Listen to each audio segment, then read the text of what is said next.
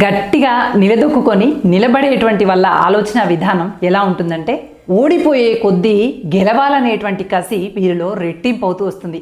ఎక్కడా కూడా నిరాశ నిస్పృహలు ఆవహించవు. నా వల్ల కాదు అనేటువంటి ఆలోచన రాదు. నేను ఏం చేస్తున్నాను, ఎందుకు ఓడిపోతున్నాను అని మళ్ళీ మళ్ళీ విశ్లేషణ చేసుకుంటూ ఉంటారు. ఆగిపోదాం అనేటువంటి ఆలోచనని రానివ్వరు. ఎవరైతే ఓడిపోయే కొద్దీ గెలవాలనేటువంటి ఆరాటంతో ఉంటారో వాళ్ళకి ఓటమి కూడా ఒక ఇంధనంలా పనిచేస్తుంది. ఆ ఇంధనమే గెలుపు శిఖరానికి అధిరోహించేలాగా చేస్తుంది. అందుకని మన ఆలోచన విధానం ఎప్పుడు ఎలా ఉండాలట అంటే, ఓటమిని కూడా ఇంధనంగా మార్చుకునేలాగా, ఓడిపోయే కొద్దీ మానసిక స్థైర్యాన్ని మరింత పెంచుకునేలాగా ఉండాలట తప్ప, ఓడిపోగానే నా వల్ల కాదు, నేను చెయ్యలేను అనేటువంటి బలహీనమైనటువంటి ఆలోచన విధానం ఎప్పటికీ ఉండకూడదట. మరి మీరు ఓటమిని కూడా విజయానికి నాందిగా వాడుకుంటున్నారా? ఇంధనంలా మార్చుకుంటున్నారా? లేదంటే ఓటమికి గురి అవ్వగానే నా వల్ల కాదు, నేను చెయ్యలేను అనేటువంటి భావనతో ఆగిపోతున్నారా?